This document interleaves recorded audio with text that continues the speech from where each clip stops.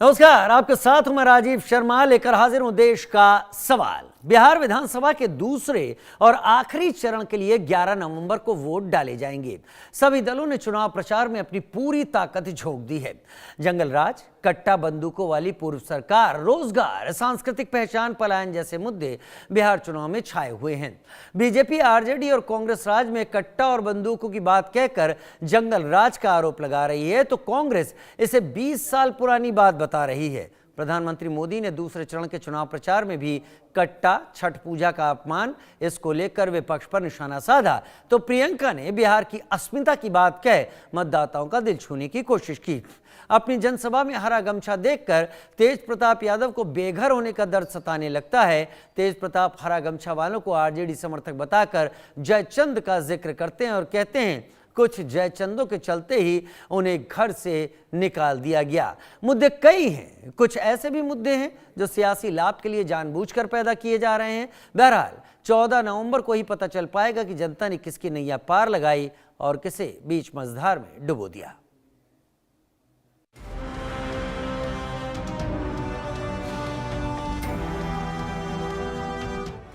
बिहार में दूसरे चरण के मतदान के लिए चुनाव प्रचार जोरों पर है। चुनाव प्रचार में सभी दलों के दिग्गज रैली, जनसभाएं कर रहे हैं।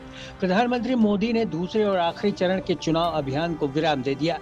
बेतिया में अपने चुनाव अभियान की समापन रैली की खुद घोषणा की। इसके साथ ही अब एनडीए के शपथ ग्रहण में बिहार आने का वादा भी किया। साथ ही बिहार के सपनों और संकल्पों को पूरा करने के लिए भविष्य का रोड मैप भी जनता के सामने रखने की बात कही। मैंने बिहार के सपनों और संकल्पों को लेकर के इस चुनाव अभियान में व्यापक चर्चा की है। एनडीए की डबल इंजन सरकार ने क्या किया है और आगे क्या करने जा रही है, अपना काम और भविष्य का रोड मैप, ये दोनों हमने बिहार की जनता के सामने रखा है।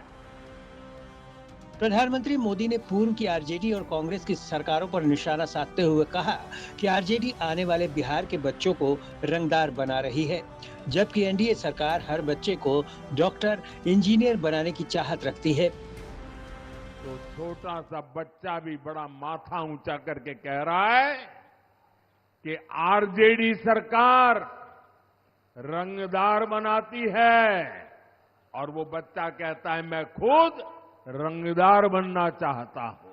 हम यहां आईटीआई बना रहे हैं, इंजीनियरिंग कॉलेज खोल रहे हैं, मेडिकल कॉलेज बना रहे हैं, और ये आरजेडी कांग्रेस वाले बिहार के बच्चों को रंगदारी के लिए प्रेरित कर रहे हैं।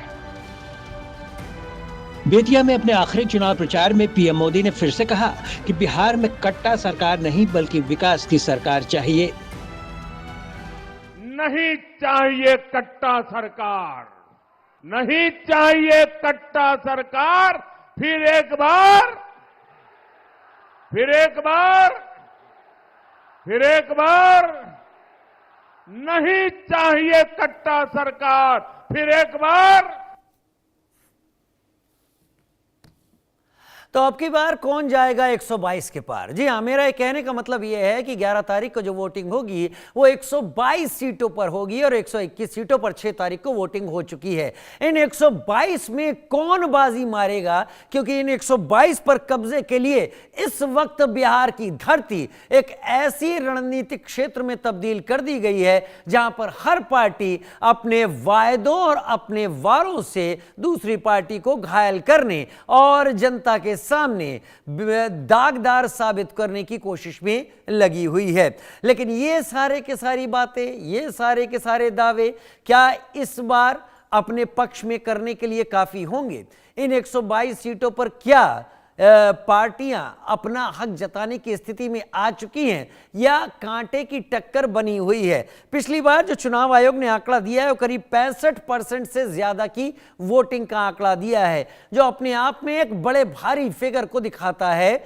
जो फर्स्ट फेज में वोटिंग के तौर पर सामने आया है। क्या ये और आगे बढ़ेगा? हम सवालों का रुख कर लेते हैं। देश का सवाल में सवाल क्या? प्रधानमंत्री मोदी लगातार कट्टा बंदूक की बात कहकर क्या आरजेडी को निशाने पर ले रहे हैं? क्या आरजेडी की राह मुश्किल बना रहे हैं और क्या इसके जरिए महागठबंधन को पीछे करने की कोशिश कर रहे हैं?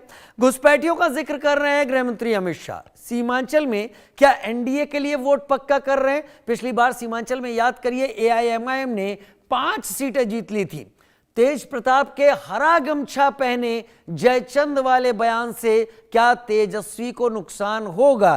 क्योंकि तेज प्रताप जिस तरीके से वार कर रहे हैं वो भी एक तरीके से एनडीए के हमलों के साथ दूसरे हमले के तौर पर महागठबंधन पर सामने आ रहा है। क्या एनडीए की सरकार में बिहार जंगलराज और घुसपैठियों से मुक्त नहीं हो पाया है, जैसा महागठबंधन लगातार आरोप यहां पर लगा रहा है? मेरे साथ 3 खास मेहमान इस वक्त जुड़ने जा रहे हैं। एक एक करके मैं उनके बारे में बता देता हूं। 2 के चेहरे आप देख रहे हैं। दिनेश पाल भाई देख रहे हैं, प्रवक्ता आरजेडी मेरे साथ इस वक्त जुड़ गए हैं।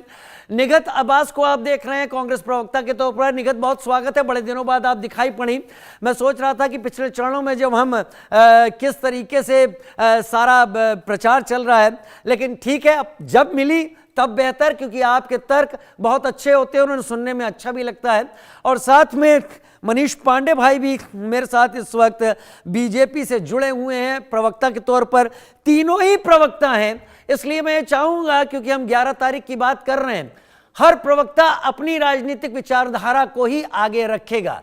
वो आपके हिसाब से अपनी बात को नहीं आगे रखेगा, ये बहुत स्पष्ट है। लिहाजा जब आप अपनी बात कहेंगे तो दूसरे की बात सुनने का मादा भी पैदा कीजिएगा और डिस्टर्ब मत कीजिएगा दूसरा प्रवक्ता जब बोल रहा हो। आप तीनों ही हमारे मेहमान हैं। शुरुआत मनीष पांडे मैं आपके साथ ही कर लेता हूं, क्योंकि सरकार आपकी ही रही है, सरकार एनडीए की ही रही है, जवाबदेही जिम्मेदारी आपके ऊपर है। जो आजकल लगातार प्रचार के दौरान में चीजें चल रही हैं, क्या 11 तारीख को 121 में से तो आपके नेताओं के बयान आ गए कि 75% पर हम आगे आ गए हैं, यानी मैं मानूं तो 91 सीटों पर आप मान रहे हैं कि आप निकल गए। 11 तारीख को क्या आप उम्मीद अभी से लगा के बैठे हैं? बिहार की जनता क्या रिस्पांस दे रही है? मनीष पांडे, देखिए, रिस्पांस तो बॉडी लैंग्वेज से पता चल रहा है। महिलाएं जो घर से निकल रही हैं, महिलाओं में जो उत्साह दिख रहा है, आधी आबादी जिस प्रकार से उत्साहित है, मुझे लगता है कि वह इस बात को बताने के लिए काफी है कि बिहार के चुनाव में जिस प्रकार विपक्ष को पसीने बहाने पड़ रहे हैं, जिस प्रकार से विपक्ष हाहाकार मचा रहा है। राहुल गांधी कह रहे हैं कि इस बार वोट की चोरी वाली सरकार बनेगी, यानी कि वो पहले ही हार मान चुके हैं। तो देखिए, यह जो स्थिति दिख रही है विपक्षी, उससे एक बात तो बहुत क्लियर है कि एंटी इनकम्बेंसी 20 वर्षों के शासन के बाद भी बिहार में आज एंटी इनकम्बेंसी सरकार की नहीं है। और अगर सरकार की एंटी इनकम्बेंसी नहीं है, इसका मतलब है कि महिलाएं लाभान्वित हुई हैं, बुजुर्गों को पेंशन मिला है, युवाओं को, बच्चों को छात्रवृत्ति मिली है, युवाओं को रोजगार मिला है, हर गरीब को घर मिला है, हर खेतों को बिजली मिली है, खेतों में खुशहाली आई है, हरियाली आई है, और रसोई घर में जो है खुशहाली आई है। यह प्रतीक है और यही हमारी जीत को आश्वस्त करता है। और निश्चित रूप से मुझे लगता है कि 20 वर्ष तक लगातार शासन करने के बाद भी अगर विपक्ष को इस प्रकार से पसीने बहाने पड़ रहे हैं, तितंबा करने पड़ रहे हैं, प्रोपगंडा करना पड़ रहा है, चुनाव आयोग को गालियां देनी पड़ रही है, तो मुझे लगता है कि वह कहीं पर भी टिक नहीं रहा। और महागठबंधन में ऐसे भी फूट पड़ा हुआ है, अपनी डफली, अपना राग, और ये जो झूठे प्रोपगंडे, झूठा संकल्प पत्र जो कभी पूरा नहीं हो सकता, तुम्हारे घर तक रेलवे की पटरी पहुंचा दूंगा, आसमान तोड़ कर ले आऊंगा, वो वादे जो कभी पूरे नहीं हो सकते। बिहार की जनता अब बहुत जागरूक हो चुकी है, समझदार हो चुकी है। जात पात से ऊपर बिहार की जनता को लत लग चुकी है विकास की। इसीलिए हम बहुत आश्वस्त है कि सरकार हमारी ही बनने वाली है, और हम बहुत बड़े, पिछले 20 से भी ज्यादा, 2020 के चुनाव से ज्यादा हम बहुमत लेकर आ रहे हैं। मैं आपकी उम्मीदों को काटूंगा नहीं। उम्मीदें काटना मेरा स्वभाव नहीं है, क्योंकि अभी चुनाव का परिणाम सामने नहीं आया है, इसलिए मैं कौन होता हूं ये तय करने वाला माध्यम हूं और अपनी सीमाएं जानता हूं। निगत, मैं आपका रुख करना चाहता हूं। निगत, फिलहाल आपने पिछले कुछ दिनों में जो कुछ देखा, ये बीजेपी की तरफ से अपनी उम्मीदें जताई गई। उनका कहना है कि बिहार की जनता जागरूक है, एंटी इनकम्बेंसी उन्हें कहीं दिख नहीं रही है इतने सालों के बाद भी। खैर, ये उनका अपना क्लेम है। आपने जमीन पर जो देखा इतने दिनों बाद, जो आपको पिछले फर्स्ट फेज के चुनाव में दिखाई पड़ा, ये सबसे ज्यादा वोटिंग का आंकड़ा है, करीब करीब 65% से भी ज्यादा का चुनाव आयोग ने अब जारी किया है ओवरऑल। तो ये इशारा क्या देता है, और 11 तारीख को आपको क्या उम्मीद लगती है? निगत, आपका समय अब। पहले तो आपको, आपके मेरे को पैनलिस्ट को और आपके दर्शकों को मेरा नमस्कार। बहुत बिल्कुल सही नमस्कार। बात आपने कही कि कुछ समय में साफ हो रही है पिक्चर कि किस प्रकार का जहनियत इस समय बिहार की जनता की है और किस तरफ वो रुख ले रहे हैं। हमने देखा है कि कितनी तादाद में लोगों ने वोटिंग करी, और ये एक कहीं ना कहीं बहुत बड़ा एक पिक्चर क्लियर कर देता है कि लोग बड़े जागरूक हैं और बड़े ही उत्साहित हैं मत देने के लिए, और ये बहुत अच्छी बात है। यहाँ मेरे भारतीय जनता पार्टी के उम्दा प्रवक्ता ने बड़ी बड़ी बातें यहाँ पर करी और कसीदे पढ़ दिए महिलाओं के लिए। मैं तो कह रही हूँ बहुत अच्छी बात है, क्योंकि हम तो मान रहे हैं, विपक्ष कह रहा है, कांग्रेस पार्टी लगातार कह रही है कि इस बार जो डिसाइसिव फैक्टर होगा वो महिलाओं का होगा, क्योंकि महिलाओं ने देखा है कि किस प्रकार इस जो ये गठबंधन है जदयू का और भारतीय जनता पार्टी का, पिछले 5 वर्षों में किस प्रकार 16.8% महिलाओं के खिलाफ अपराध बढ़ा है। अगर हम एवरेज पे चले जाएं तो एक एक दिन में 45 महिलाओं के खिलाफ अलग अलग तरह के अत्याचार हो रहे हैं, डाउरी डेथ बढ़ रही है, हैरेसमेंट बढ़ रही है, महिलाओं का रेप हो रहा है, अपहरण हो रहा है, लॉ एंड ऑर्डर में सिफारिशें चल रही हैं, वहां पर हमारी कहीं से कहीं तक भी इंसाफ की चर्चा नहीं हो रही। तो ये महिलाएं लगातार देख रही हैं लखपति दीदी का कैसे इन्होंने बंटा धार करके भ्रष्टाचार करा है और दीदियों को कुछ नहीं मिला, ना ही कोई मार्केट एक्सेस मिला, ना ही कोई ट्रेनिंग, ना ही कोई वर्कशॉप्स, कुछ नहीं मिला। कैसे कैसे 400 रुपए से लेकर, ये उज्ज्वला योजना की बात करते, 400 रुपए से लेकर 1200 रुपए तक का सिलेंडर चला गया है, फिर भी महिलाएं मजबूर हो गई हैं, यहाँ पर इतनी मजबूर हो गई हैं कि जाकर उनको अपने चूल्हों पर खाना बनाना पड़ रहा है। और आगे थोड़ी बहुत सीमांचल की बात कर लेते कि किस प्रकार इन्होंने दरभंगा में जो एम्स का वादा करा था वो आज तक बना नहीं है। और मैं नीति आयोग की रिपोर्ट आपको बता देती हूँ, आप अररिया की बात कर लीजिए, पूर्णिया की बात कर लीजिए, किशनगंज और कटिहार, 50 से 50% लोग ऐसे हैं जो अभी भी मल्टी डायमेंशनल पॉवर्टी के नीचे रह रहे हैं, आज भी वो गरीबी रेखा के नीचे। लेकिन सरकार इतने सालों में, ये जो डबल इंजन की सरकार है, जिसे मैं ट्रबल इंजन और लकवा मार जाने वाली सरकार कहती हूँ, उसने आज तक कोई काम करा नहीं है। एडीआरआई की रिपोर्ट कह लेते हैं 73% घरों में आज भी जल की व्यवस्था नहीं है, ना ही टैप है, ना ही हैंडपंप है। 33% लोग आज भी बिहार में शौच खुले में कर रहे हैं। कहां गए इनकी ये जो टॉयलेट बनाने की योजनाएं थी, सैनिटेशन डिपार्टमेंट में आज भी 1600 करोड़ रुपए के उपले बना रखे हैं इन्होंने, लेकिन ये खर्च करने को तैयार नहीं है। बेटियों का ड्रॉप आउट बिहार में सबसे ज्यादा है। क्यों? क्योंकि टॉयलेट्स नहीं है, बेसिक कम्युनिटीज नहीं है। और ये बेटी बचाओ बेटी पढ़ाओ का नारा देते हैं,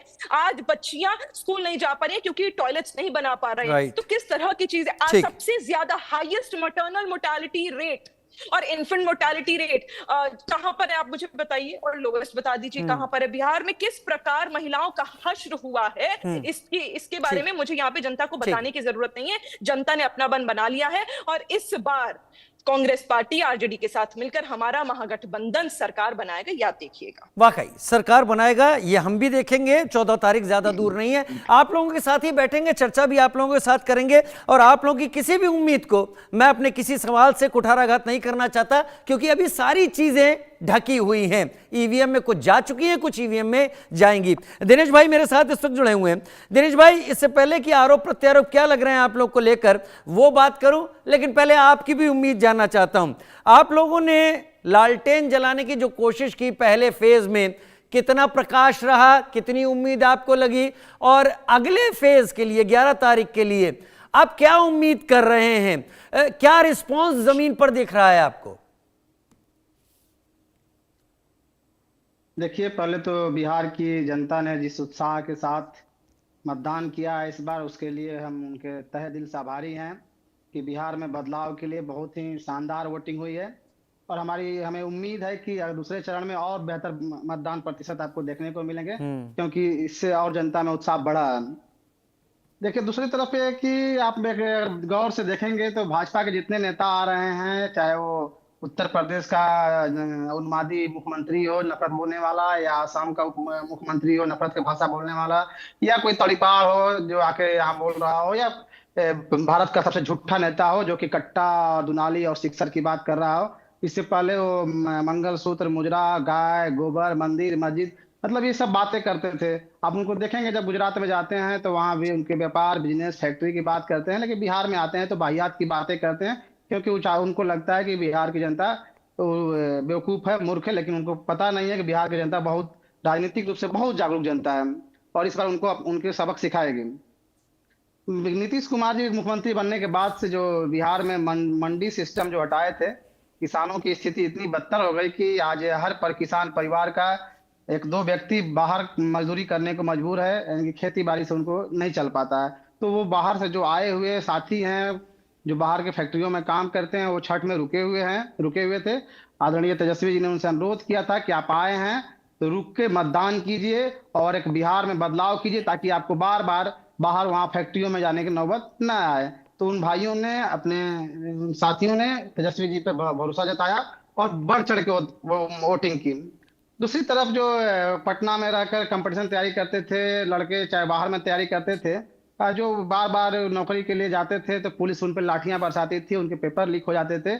उन युवाओं ने इस बार कहा, उन्हें लगा कि नहीं, सिर्फ पढ़ने से नहीं, हमको वोट देकर सरकार बदलना होगा, तब जाकर नौकरी मिलेगी। तो वो सब अपने कोचिंग का और जहाँ पढ़ते थे वहां से जाकर गांव गए और जमकर वोटिंग किए, अपनी माँ, बहन, भाई, सबको, परिवार को साथ लेकर कि नहीं, सरकार बदलो, यह सरकार निकम्मी है, पुलिसिया गुंडों के सारे दमन करती है, लाठियां बरसाती है।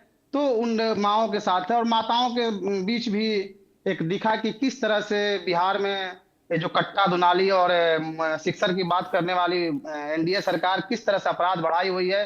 बिहार में अपहरण और हत्या का जो स्थिति है कि एनसीआरबी के आंकड़े पे आप देखेंगे तो उसके अनुसार उत्तर प्रदेश टॉप में है, दूसरे नंबर पर बिहार है। तो जिस तरह से अपराध बिहार में बढ़ा हुआ, बिहार की जो डबल इंजन की सरकार है, एक अपराध में डूबी हुई है, दूसरी भ्रष्टाचार में डूबी हुई है। आप देख रहे होंगे कि भाजपा का एक केंद्रीय मंत्री रहे हैं आरके सिंह, उन्होंने कहा कि 62,000 करोड़ का बिजली विभाग में घोटाला हुआ है। उसके बाद एबीवीपी न्यूज से हटवाया गया वीडियो, उनको फोन करके भारत सरकार के मंत्रालयों द्वारा। दूसरी बात की आपने देखा होगा कि कैग रिपोर्ट में आया कि 71,000 करोड़ का घोटाला गबन हुआ है। तो इस तरह से एक तरफ अपराध भी बढ़ रहा है, दूसरी तरफ घोटाले बढ़ रहे हैं। उसके बाद बिहार की जनता भूली नहीं है कि कैसे मुजफ्फरपुर में जो बेसहारा बच्चियां थी, नाबालिग लड़कियां थी, 34 लड़कियों को शेल्टर होम में ब्रजेश ठाकुर और मंजू वर्मा की संलिप्तता से किस प्रकार से उनका गैंग रेप किया गया, उनका उत्पीड़न किया गया बेटियों के साथ। यह बिहार की जनता देख रहे, बिहार की महिलाओं के एकदम कांप गई उन घटना को सुन के। ठीक है। उसके बाद बीच में आपने देखा होगा, तो इन सब घटनाओं के बाद बिहार में एक उम्मीद जगी है तेजस्वी जी से कि 17 महीना में तेजस्वी जी ने जो कहा था, वह नौकरी देकर, जातिगत सर्वेक्षण कराकर, आरक्षण का विस्तार करके किया है। और पूरे बिहार की जनता को पुनः फिर उम्मीद है कि तेजस्वी जी आएंगे तो बेहतर बिहार बनाएंगे, जो शिक्षा की बदहाली है दूर करेंगे, स्वास्थ्य व्यवस्था की बदहाली है उसको दूर करेंगे, जो सबसे गरीब राज्य बना हुआ है उस गरीबी से मुक्ति दिलाएंगे। इन तमाम उम्मीदों के साथ उनकी जो सभाओं में भी भीड़ उमड़ रही है और मतदान केंद्रों पर भी भीड़ उमड़ रही है। तो इस बार आप देखिएगा कि हम प्रचंड बहुमत के बहुत साथ सरकार में आ रहे हैं और 18 तारीख को शपथ भी लेंगे हम लोग। बहुत बढ़िया तेजस्वी जी, ये शायद पहले चुनाव ऐसे होंगे मनीष पांडे जिसमें विपक्ष में जो सीएम पद का उम्मीदवार घोषित किया गया है उसने अपने शपथ ग्रहण की तारीख भी सामने रख दी। मनीष पांडे मेरे साथ जुड़े हुए हैं क्या? मनीष भाई जी जी बिल्कुल बिल्कुल, हाँ, आपकी लगातार आवाज आ जुड़े रही हुए है। हैं। मनीष भाई जुड़े हुए हैं मेरे साथ। मनीष भाई ये पहला चुनाव है जिसमें विपक्ष के सीएम पद के उम्मीदवार ने शपथ ग्रहण की तारीख घोषित कर दी। इसे आप क्या समझते हैं? इसे आप उत्साह समझते हैं, खुद का आत्मविश्वास समझते हैं, अति उत्साह समझते हैं? इसके साथ बढ़ा हुआ मतदान प्रतिशत कहा जाता है कि यह हमेशा एंटी इनकम्बेंसी का इशारा करता है, लेकिन इस बार आप क्यों कह रहे हैं कि एंटी इनकम्बेंसी नहीं है? इसका भी जवाब दीजिए मनीष। नहीं, आंकड़े बताते हैं कि एनडीए की सरकार में लगातार पिछले 3 बार से वोट का प्रतिशत बढ़ा है।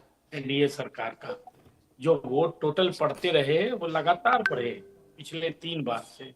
तो यह एनडीए की सरकार के लिए कोई नई बात नहीं।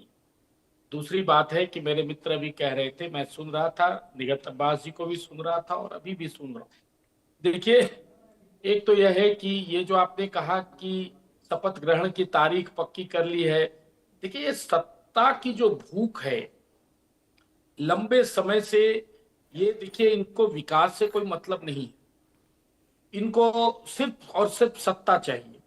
आपने देखा होगा कि एनडीए ने भी सीटों का बंटवारा किया था आपस में, और महागठबंधन के भी लोगों ने सीटों का बंटवारा किया। आज हम सामूहिक रूप से प्रचार करते रहे, एक दूसरे की प्रशंसा करते रहे, लेकिन उसका अभाव आपको महागठबंधन के नेताओं में देखने को मिला होगा। उसकी वजह क्या है? आज भी इनके अंदर यह प्रतिस्पर्धा है कि इनकी सीटें कम हो जाए, हम उसके प्रचार में नहीं जाएंगे, हम उसके चुनाव में नहीं जाएंगे।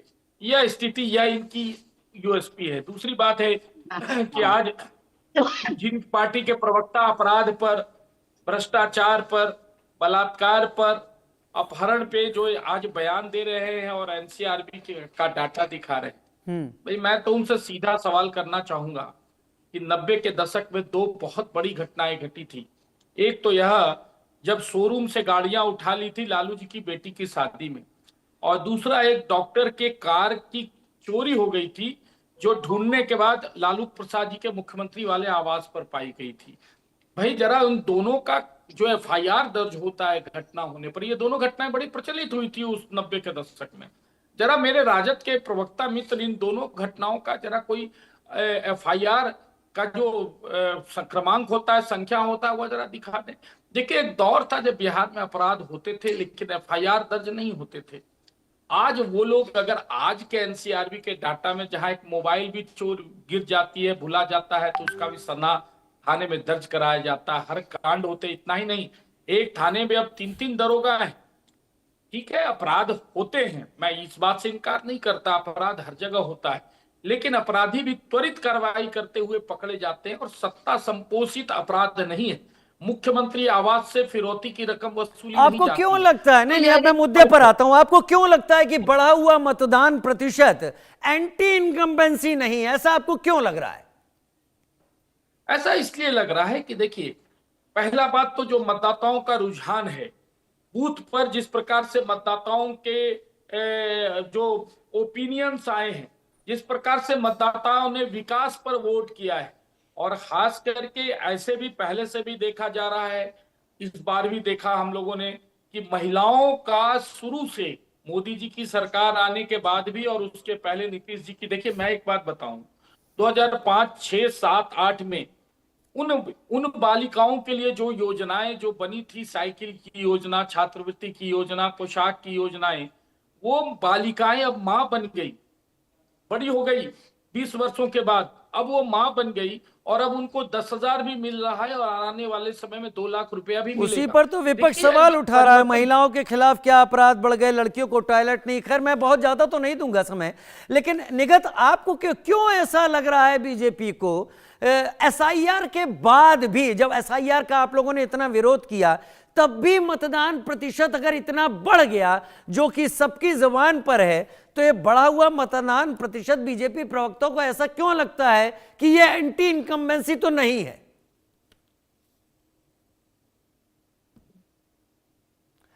निगत आपका अनम्यूट कर लीजिए, आपकी आवाज नहीं आ रही। क्या अभी जी आ रही है, अब आ रही है।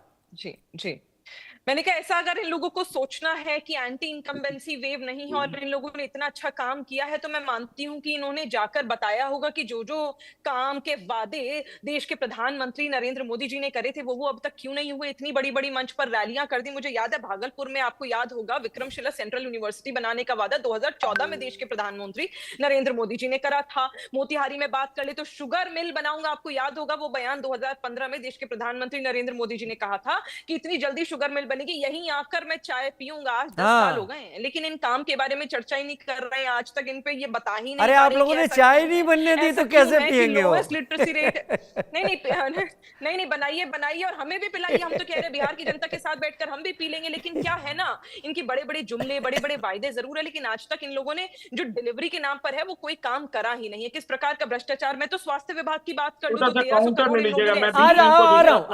सुनिए 1300 करोड़ ऐसे ही इन्होंने स्वास्थ्य विभाग में उसके भी उपले बनाए हुए हैं। फिर भी ऐसा हो रहा है कि हॉस्पिटल्स में जो जच्चा बच्चा है वो बेचारी जन्म बच्चे को देते देते वार्ड में मर जाती है, लेकिन ना ही दवाइयों का वहां पे कोई आता पता है और ना ही डॉक्टर्स का। स्कूल्स में 800 करोड़ शिक्षा विभाग में पड़े हुए, लेकिन स्कूल्स में आज भी प्रिंसिपल्स निगत एक चीज, निगत आपको काट नहीं रहा हूं, निगत आपको काट नहीं रहा हूं, आप आंकड़े रख रही हैं, अच्छी बात है, लेकिन एक सरसरी तौर पर आपको क्या लगता है बढ़ा हुआ प्रतिशत अक्सर क्या इशारा करता है?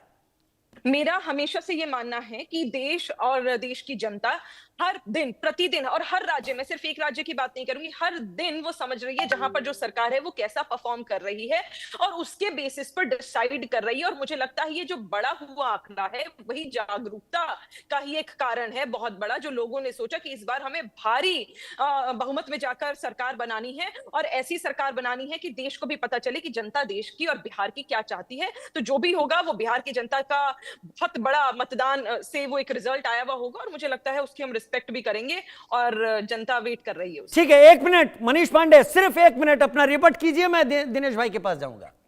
मैं निगत जी को मैं बता दूं कि 90 में जो बजट था वो 23,885 करोड़ का था और 3,16,895 करोड़ का आज की तारीख में।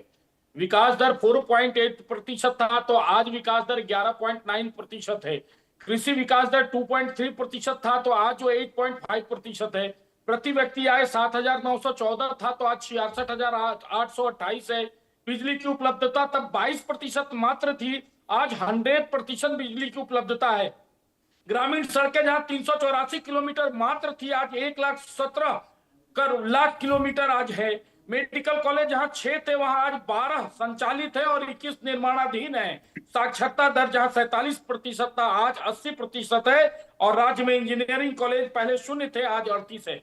देखिए, आपके कह देने से डिबेट में बिहार वासियों को भरोसा नहीं हो जाएगा। बिहार की सुदूर ग्रामीण इलाकों में निगत जी कभी घूमने जाइए, अगर पहले कहीं होंगे और आज जाइए तो ग्रामीण सड़कें, पक्के मकान, मनीष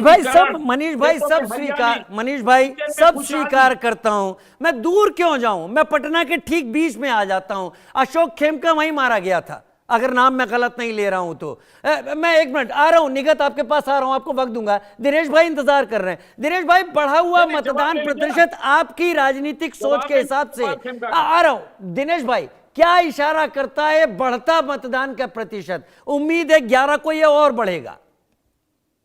देखिए, जैसे कई बार जनता या मतदाता को पहले लगता था कि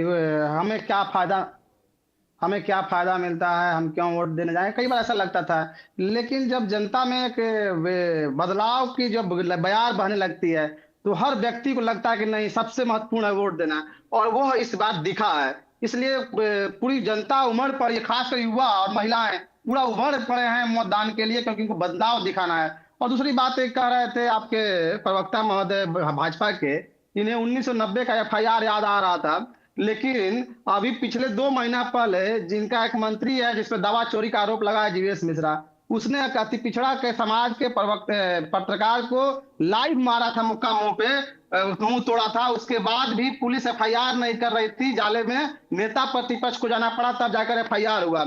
आपने देखा होगा कि किस तरह से इनके सत्ता के संरक्षण में अपराधी अनंत सिंह ने दिन दहाड़े दुलार चंद की हत्या कर दी, और उसके बाद आज भी उसके जो गुर्गे हैं जो उसके साथ के थे उनको गिरफ्तारी नहीं हुई है। आपने देखा होगा कि मतदान के दिन बौखलाया हुआ विजय सिन्हा जो डिप्टी CM है, वह कैसे कह रहा है कि बिहार में गुंडा राज है, SP कायर है और सरकार बनते ही हम यादव के छाती पे बुलडोजर चला देंगे। आपने देखा होगा कि किस तरह से लगा रहे हैं। दूसरी बात बड़ा मनीष पांडे ने बड़ी आंकड़े पेश कर रहे थे।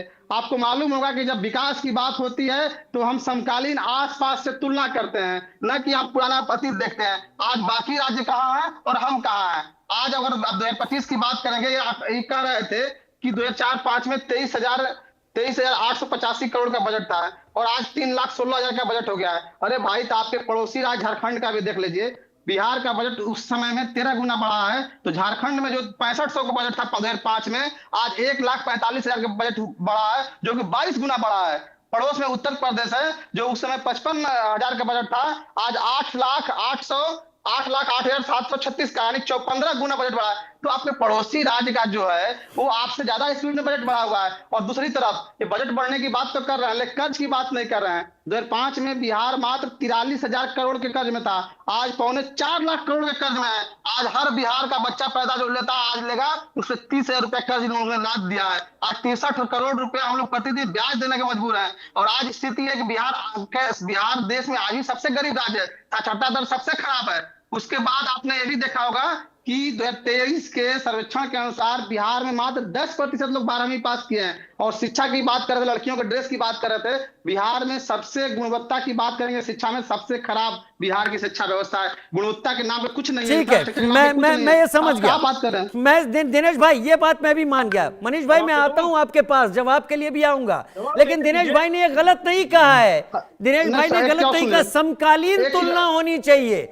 47 से आज की तुलना नहीं हो सकती। निगत, मैं आपका रुख करूंगा। निगत, क्या जनता इन चीजों को समझती है? आंकड़ों की बाजीगरी और जमीनी हकीकत। निगत प्लीज, निगत आ रहा हूं, निगत प्लीज, एक एक करके निगत को बोलने दीजिए प्लीज।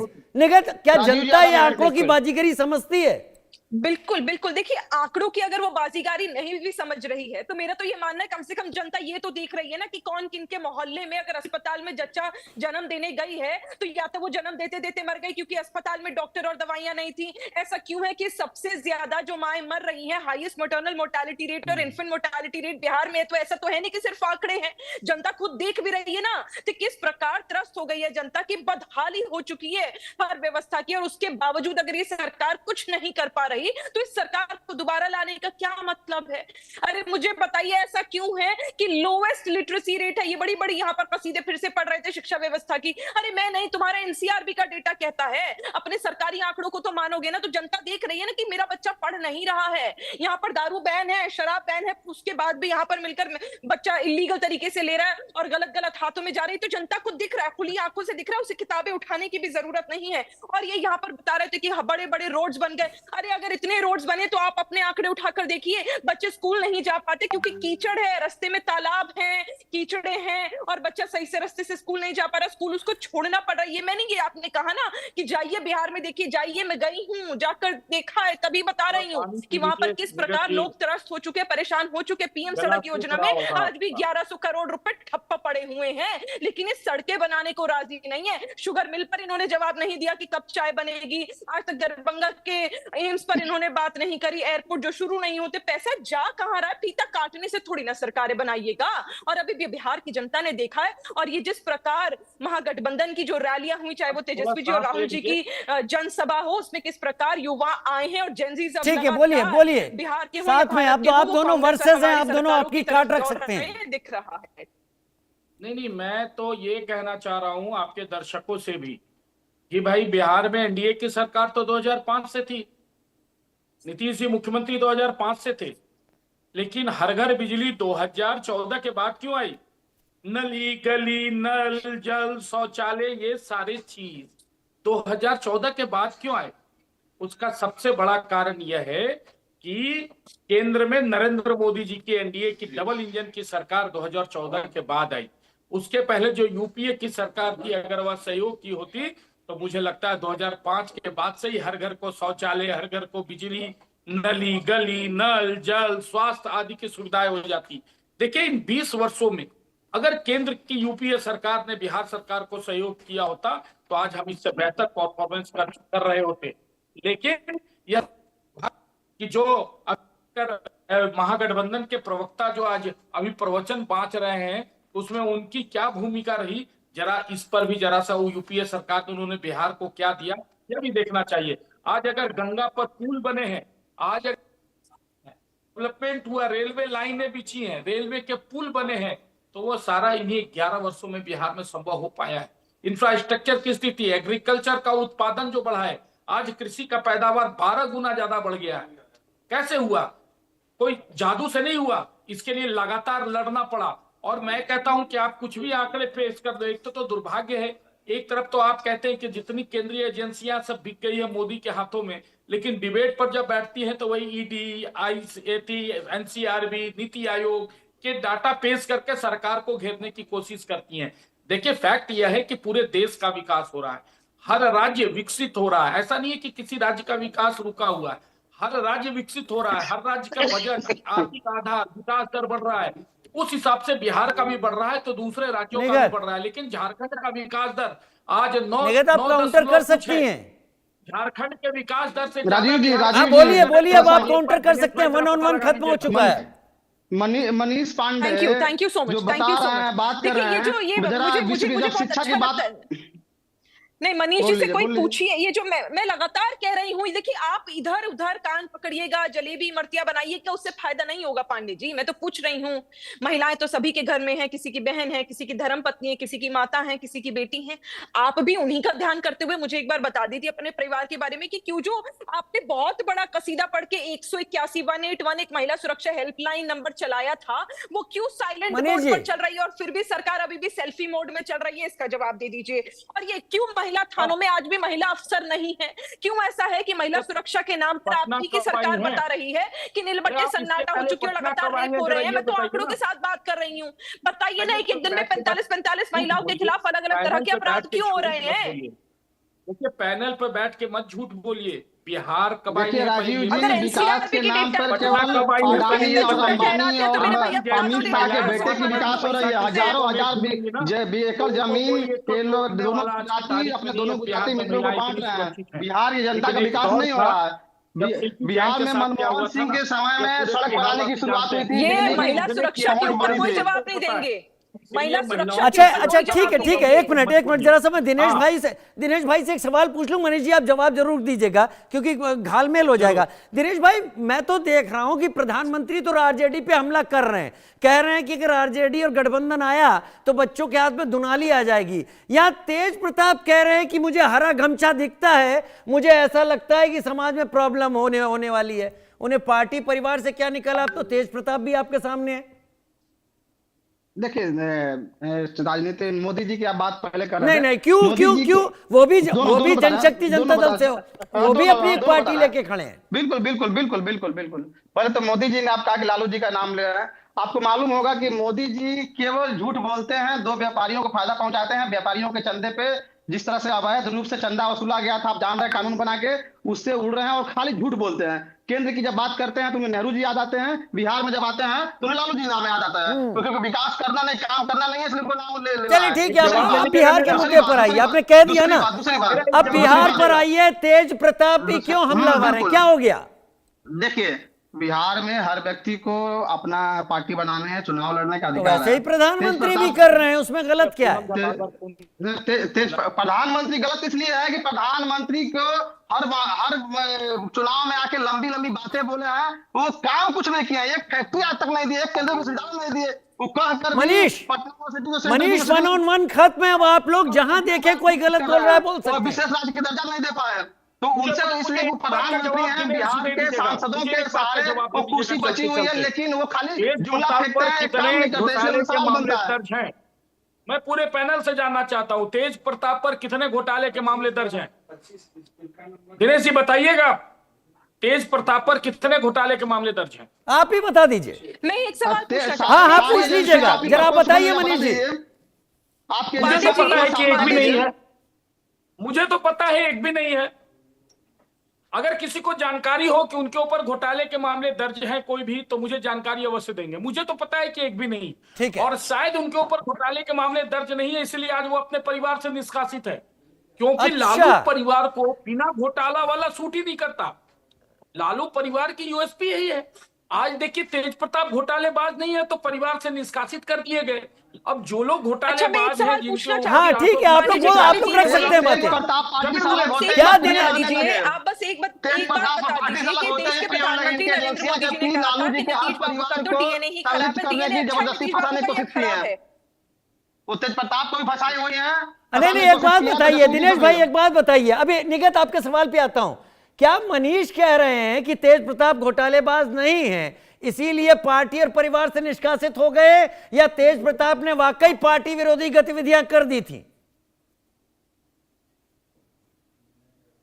क्योंकि हमलावर वो भी हैं, उतनी ही जोर तरीके से हैं। वो कह रहे हैं कि मैं राघोपुर में हेलीकॉप्टर उतार दूंगा, ये कर दूंगा, वो कर दूंगा। खैर, आप जवाब नहीं दे पा रहे हैं क्योंकि इस वक्त सेलेक्टिव हैं। निगत, आप बात रखिए। कांग्रेस सबसे पुरानी पार्टी है और कांग्रेस यहाँ पर लीड कर रही है। बताए निगत।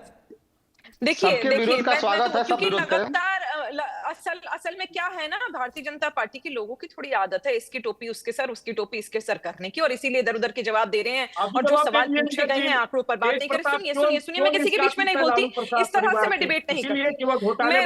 नहीं, सुनिए, मेरे बीच में मत बोलिए। आप मुझे ये बता दीजिए, आप बस एक बात बोल दीजिए कि देश के प्रधानमंत्री नरेंद्र मोदी जी ने जब ये कहा था कि नीतीश बाबू का डीएनए खराब है, तो वो उन्होंने गलत बयान दिया था और ऐसा उन्हें नहीं बोलना चाहिए था। बोलिए, सही था या गलत? अब तो नीतीश जी किनारा कर दिए हैं, मोदी जी के साथ मंच भी साझा नहीं कर रहे हैं। नीतीश जी मोदी जी के साथ मंच भी साझा नहीं कर रहे हैं। नीतीश बाबू का डीएनए खराब है,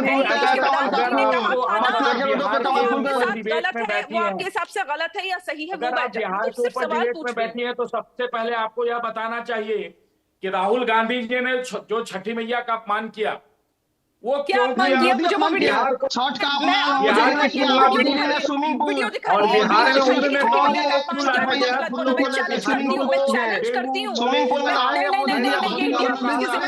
आप गलत इन्फॉर्मेशन नहीं आने देंगे, ये इंडिया न्यूज की जिम्मेदारी है। मैं चैलेंज करती हूँ, वो वीडियो दिखाइए जहां मेरे लीडर राहुल गांधी जी ने गलत बोला हो, छठी मैया का अपमान किया, वो वीडियो दिखाइए। मैं चैलेंज करती हूँ लाइव शो पे आपको।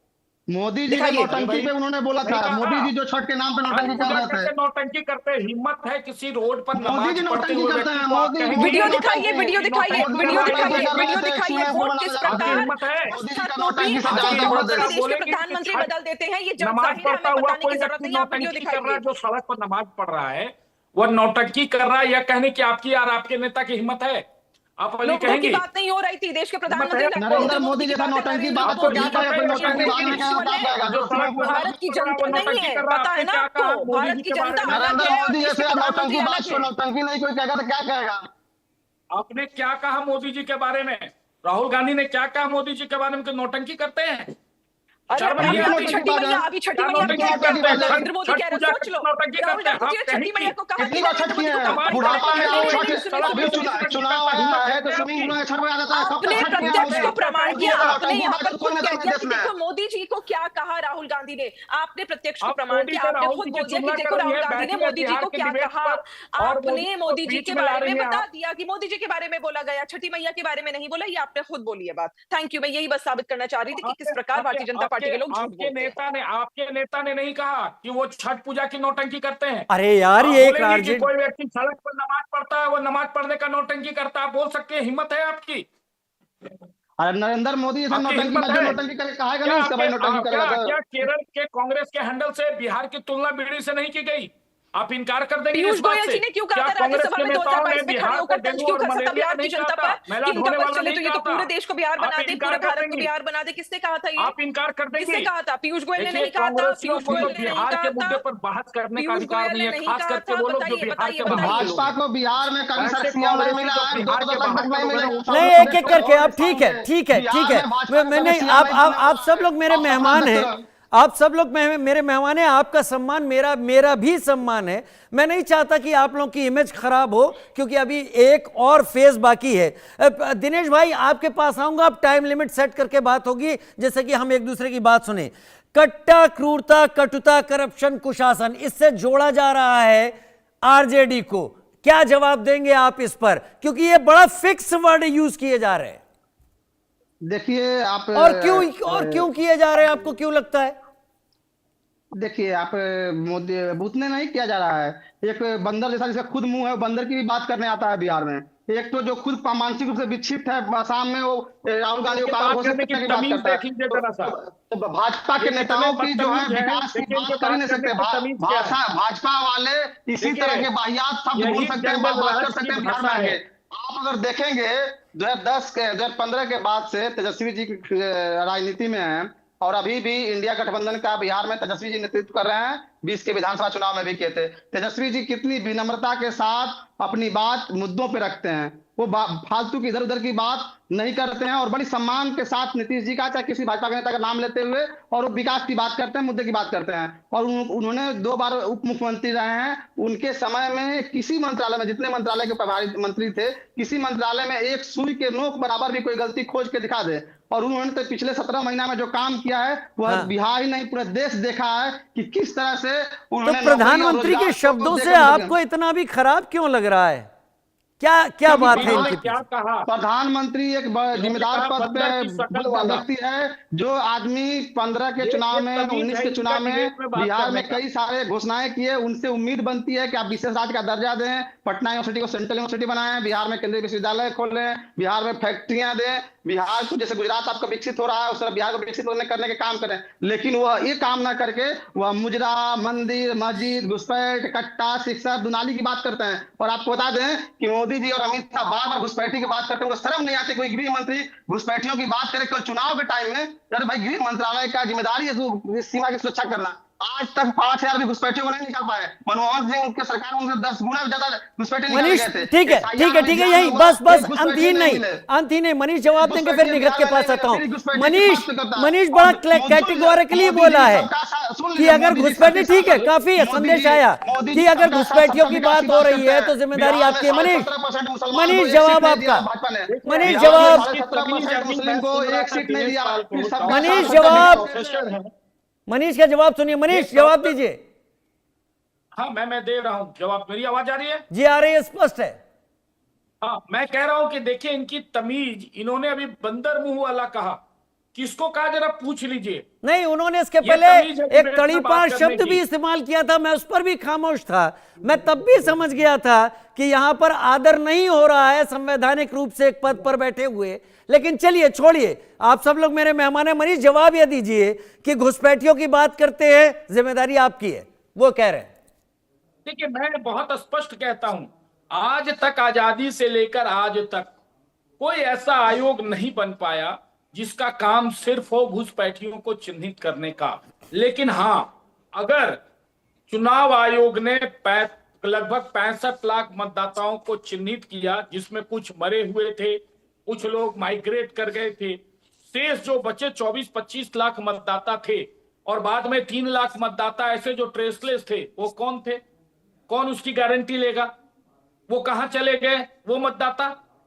घुसपैठिए नहीं थे तो वो क्या थे? लेकिन मैं घुसपैठिया इसलिए नहीं कह सकता कि ऑथोराइज नहीं है, लेकिन मैं पूछना चाहता हूं कि जो जिनकी मृत्यु हो गई वो तो समझ में आता है, जो माइग्रेट कर गए वो तो समझ में आता है, जिनके 2 जगह नाम थे वो तो समझ में आता है, लेकिन उसके बाद जो 22-23 लाख मतदाता जिनके नाम कटे वो कौन थे? कोई बताएगा मुझे? मेरी जानकारी कोई दुरुस्त करेगा? लेकिन मैं एक बात पूछना चाहता हूँ, ये जो कट्टा वाली बात जो कह रहे हैं, ये जो कट्टा वाली बात करते हैं, मेरी बात पूरी होने दीजिए। बीच में बकर बकर मत कीजिए, मुझे दिनेश जी बहुत खराब लगता है। मैं कभी किसी को डिस्टर्ब नहीं करता।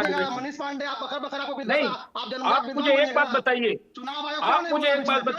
राष्ट्रीय जनता दल को एक दिन भी अगर बिहार बंद करने का मौका मिल जाता है, रोड पर उतरने का मौका मिल जाता है, तो जहां भूरा बाल साफ करो फिर से याद दिलाने लगते हैं, वही 90 वाले हालात फिर से आ जाएंगे, याद दिलाने लगते हैं, और शिक्षकों के साथ छेड़खानी इनके कार्यकर्ता करने लगते हैं। एक दिन का मौका मिलता है तो वही जंगल राज की याद आ जाती है। यही दुपट्टा, यही प्रणाली वाली जो है इमेज है ना, इससे बिहार वासियों को आज भी डर लगता है। आज भी इनके कार्यकर्ता दुपट्टा, दोनाली और कट्टा पर डांस करते हैं।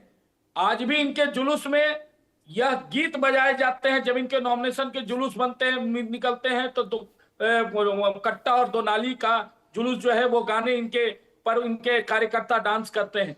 इनकी नियति यही है। इनके नेता कहते हैं कि ठंडा कर देंगे। इनके नेता की भाषा आपने सुनी है क्या? पत्रकारों को क्या कहा? सूत्र को इनके नेता क्या कहते हैं पता है ना? अरे भैया, ऐसा है, अब आप चुप रहिए, वही ज्यादा अच्छा है। बिहार के लोग समझ गए हैं कि जिस तरह से उसका सीधा नहीं होता, उसी तरह से ये जो चरित्र है वह कभी ठीक नहीं हो सकता। इसीलिए विजय राष्ट्रीय सिन्हा जनता दल को विजय सत्ता सिन्हा से ने अभी तक एसपी बिहार को वासी कायर दूर रखे हैं कहा और और आगे भी कहा कि रखेंगे। यादवों के छाती पर बुलडोजर चला देंगे। विजय सिन्हा ने इलेक्शन के दिन कहा कि एसपी कायर है, गुंडा राज बिल्कुल, है, और राजद कहा कि यादव की कार्यकर्ताओं ने छाती पर उनकी बुलडोजर गाड़ी चला पर देंगे। हमला किया। उप राजद का मुख्यमंत्री एमएलसी दारू पी के नौटंकीबाजी कर रहा था, वीडियो भूल गए क्या? एमएलसी ने जाके जरा वीडियो एमएलसी ने चला जाके दीजिए, थाने में एमएलसी का मुंह देख के कोई काटेगा कि दारू पिए हुए थे। एमएलसी की हैं? रिपोर्ट और राजद सार्वजनिक के है, माफी कार्यकर्ताओं मांगनी ने चाहिए। जिस प्रकार भाजपा के विजय सिन्हा को माफी मांगनी चाहिए, जो बौखलाहट में उन्होंने गलत आरोप लगाया था। उन्होंने थाने में जाकर जांच कराया, सार्वजनिक है रिपोर्ट। अरे छोड़िए छोड़िए जान, ठीक है, अब इसीलिए ठीक है। कहना कि आपकी यूएसपी क्या है, बिहार वासी अच्छी तरह समझते हैं। राष्ट्रीय जनता दल आज भी बिहार में कभी सरकार में सीएम नहीं बना सकती है, सपना देखती है बीजेपी, कभी नहीं बनाएगी आजादी के बाद, अच्छा, आज तक नहीं बनाई है। निगत का रुख कर लेते हैं। आप लोग आपस में, मैं शब्दों के चयन पर बात कर रहा हूं। निगत, अब आपका वक्त है केवल, और अब आपको दूंगा शब्दों का। ये चुनाव मैंने प्रधानमंत्री या गृह मंत्री या बीजेपी के नेताओं में, कांग्रेस के लिए इन चुनावों में नहीं देखा है। ये केवल आरजेडी के लिए है। वजह क्या हो सकती है? जी, जिस तरह से शब्दों के चयन की यहाँ पर बात हो रही थी और डिसिप्लिन की बात हो रही थी और किस प्रकार मर्यादित भाषा की बात हो रही थी, तो ये भारतीय जनता पार्टी के तो लोग हमें चिट्ठा नहीं पढ़ाएं तो बेहतर होता है। नहीं, मैं कह रहा हूं कि निगत, ये कांग्रेस के लिए नहीं हो रहा है, ये केवल आरजेडी के लिए क्यों चुन के हो रहा है? क्योंकि मुझे लगता है कि कहीं ना कहीं भारतीय जनता पार्टी अपना एक मन बना चुकी है कि हम तो सिलेक्टिव यहाँ पर अगर आउटरीच करेंगे ना तो शायद जनता को यहाँ पर चेंज कर पाएंगे। वो समझ नहीं पा रहे कि वहां पर कांग्रेस और आरजेडी दोनों के मिलाकर महागठबंधन जो हमारा हुआ है, जो हमारी पार्टी साथ में लड़ रही है, उनका जो एक एका है, जो उनको साथ में आकर वो लड़ रहे हैं, वो बड़े स्ट्रांग है। ये काटने की कोशिश कर रहे हैं। यहाँ पर भी इंटरनल वो कम्युनिटी होती है ना, ये लोग, इन लोगों की आदत ही वो है कि काटो और बांटो और उसके बाद राजनीति करो। तो ये आज भी वही करने की कोशिश कर रहे हैं। लेकिन इन लोगों को समझना पड़ेगा कि बिहार की कांग्रेस पार्टी की भी जो लोकल लीडरशिप है, वो किसी भी तरीके से इन लोगों को ना ही सिंपैथाइज करने वाली है, ना ही इनके नंबर हमारे यहाँ पर बढ़ने वाले हैं। लेकिन यहाँ पर घुसपैठियों का जिक्र हो रहा था, जिसके बारे में मैं थोड़ी सी चर्चा करना चाहती हूँ। तो भारतीय जनता पार्टी की यहाँ पर बड़े, मैंने कहा, गद्दावर नेता बैठे हुए हैं। ये बताएं कि जब आप घुसपैठियों की बात करते हैं, सरकार आपकी है, बॉर्डर पर कंट्रोल भी आपका है, तो ऐसा क्यों है कि पिछले 5 वर्षों में सिर्फ 1200 घुसपैठी आपकी सरकार ने निकाले? आपने तो सिटीजनशिप अमेंडमेंट एक्ट लेकर आए थे, आपने कहा था हम तो लोगों को नागरिकता देंगे। इतने सालों में सिर्फ 350 लोगों को नागरिकता दी है मेरे भाई आपने। तो मैं जानना चाहती हूँ कि आप ये जो इन्फिल्ट्रेशन है, इसको आप कैसे कंट्रोल करेंगे? इसका क्या ब्लूप्रिंट है? वो आज तक आपने जनता को बताया नहीं, पर हाँ, उसके नाम पर काटने बांटने, जैसे मैं कहती हूँ, काटने और बांटने की राजनीति तो आपने जरूर करी। रोटक को काटने की जरूरत आपने जरूर देखी है। उसके अलावा फिर महिलाओं की बात हो रही थी, तो ये बता दे कि अगेन कह रहे थे कि महिलाओं का जो स्थिति है वो बहुत बेहतर हो गई। तो बेटी बचाओ बेटी पढ़ाओ में सैकड़ों आपने प्रचार में लगा दिए, लेकिन आज भी जेंडर रेशियो लोएस्ट है बिहार का। 882/1000 है, तो जो सबसे ज्यादा है पूरे देश में। तो इसके बारे में आप बताइए कि जब देश की महिलाएं, बिहार की महिलाएं सुरक्षा, सम्मान और स्वावलंबन मांग रही हैं, आप क्यों असुरक्षा, महंगाई और भ्रम दे रहे हैं? हम तो महिलाओं के हक की बात कर रहे हैं। हम लोगों ने लगातार ये पूछा है कि आपने काम क्या करा, वो आप आकर बताइए। ना ही ये काटने और बांटने की राजनीति करिए। एंड ऑफ द मोमेंट हर बार गृह मंत्री को, ठीक है, मैं जवाब ले लेता हूं निगत, मैं जवाब ले लेता हूं, समय मेरे पास अब बहुत कम बचा है। क्या कहा है वो ये बता दे। मनीष भाई का जवाब ले लेता हूं। मनीष भाई, सेलेक्टिव कोई एक जवाब फोकस कर लीजिए। कल शाम तक का चुनाव प्रचार और है, उसके बाद अगला फेज है। बताइए, निगत ने बहुत सारी चीजें उठाई हैं। नहीं, देखिए, बिहार में कांग्रेस ना तो 3 में है न 13 में। क्यों? ऐसा क्यों? कांग्रेस पार्टी को ऐसा क्यों? कांग्रेस पार्टी को जो औकात तेजस्वी यादव ने यहाँ दिखाई है, वो पूरे देश ने देखा है। इसलिए मैं कांग्रेस पर नहीं बोलना चाहता, लेकिन एक बात मैं जरूर बोलना चाहूंगा।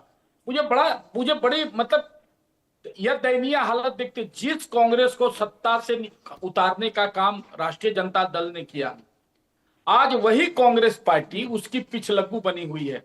ऐसी कौन सी आपकी कमजोरी है, कौन सी आपकी मजबूरी है कि जिसने आपको सत्ता से नहीं, वो मजबूरी रहने दीजिए। अभी वो मजबूरियां हैं या जरूरत है या रिजल्ट ये शो करेगा कि साथ आना आप लोगों के लिए खतरनाक हो गया, वो 14 को पता चलेगा। मैं अभी उसको बीच में नहीं लाऊंगा, लेकिन आप सभी को शुभकामनाएं दूंगा। जो आप लोग सोच रहे हैं जमीन पर वो हो, एक पार्टी के समर्पित प्रवक्ता के तौर पर बहुत धन्यवाद। आप तीनों ने समय निकाला, आप तीनों मेरे साथ जुड़े।